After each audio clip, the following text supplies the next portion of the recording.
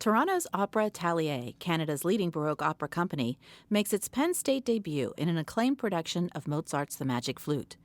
Marshall Pynkoski, co-artistic director of Opera Atelier, considers The Magic Flute an ideal opera for people of all ages and backgrounds. PreViews writer Jennifer Pencek speaks with Pynkoski about the success Opera Atelier has had with previous productions of the comic opera and what Penn State audiences can expect.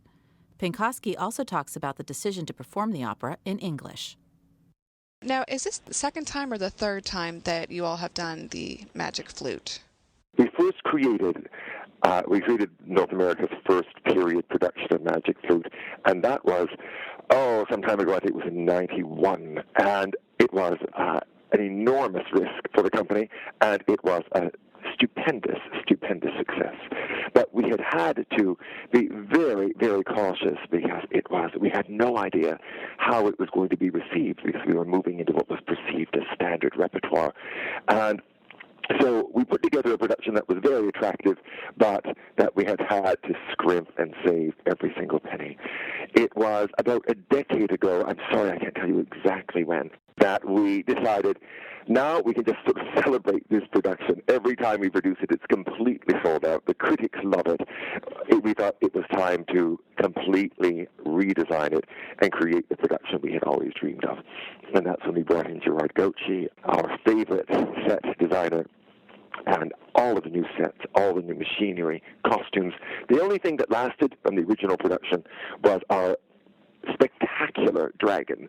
It has to really be seen to be believed. It's manipulated by one person, but it's like an absolutely gigantic puppet that someone wears. And then, of course, the other thing that made this production so unusual was that we insisted on producing flute in English.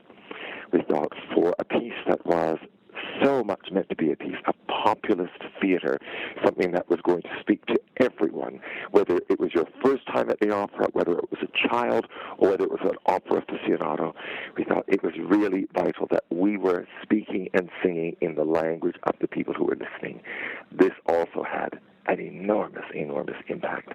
What is kind of setting this apart, and you brought up how it's going to be sung in English, is that it's also marketed more as a family event as well. And Absolutely. You don't always see that with opera. Why is that so important to you? Well, I think it is very important. I mean, everyone is saying it. Where does the next generation of opera lovers come from, with more and more people being able to stay home, watch opera or watch anything that they want on their computers or on the television?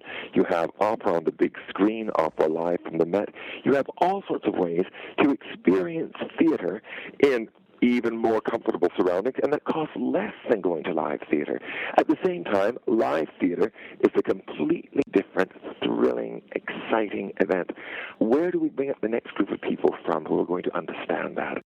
I think it really is important that opera companies develop productions that are going to have a very real appeal to both a younger audience and to just a new audience. Magic Flute this is a classic, accessible fairy tale that can operate on so many levels. With Magic Flute, it's such a well-known story and opera, but I know that you also want to tweak it in certain ways and kind of change it up maybe a bit.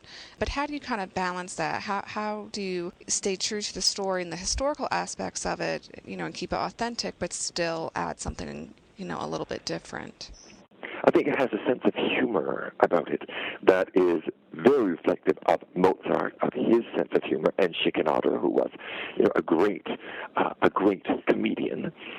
And I think there are certain types of humor that simply that age extremely well. You can't say that is an 18th century joke as opposed to a 21st century joke. The issues that are explored in Magic Flute and the humor in Magic Flute, I think is really extremely current.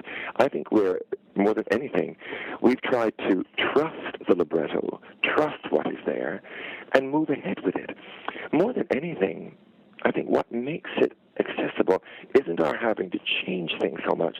It's more trusting what theater was at the time and realizing that in itself is novel. I mean, a perfect example is that 18th century theater didn't have an invisible wall. The idea that there was an invisible wall in front of the proscenium and that performers were making believe this was really happening.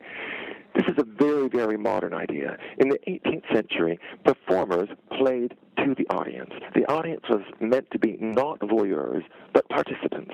In Magic Flute, we go out of our way to follow that 18th century idea of acting by playing to the audience, talking to them, reasoning with them, asking them for advice.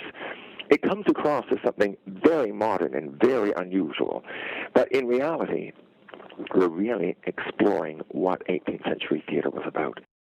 Well, I know something that I also wanted to touch upon, too, is that along with Magic Flute that you and the company will be here for, I believe, a 5-day residency program. Yes. And I know that the details of that are still kind of being worked out with the specifics, but I know it's going to involve working with different types of students. And Absolutely. And, of course, it's Toffel Music who is coming with us. It's Toronto's period orchestra.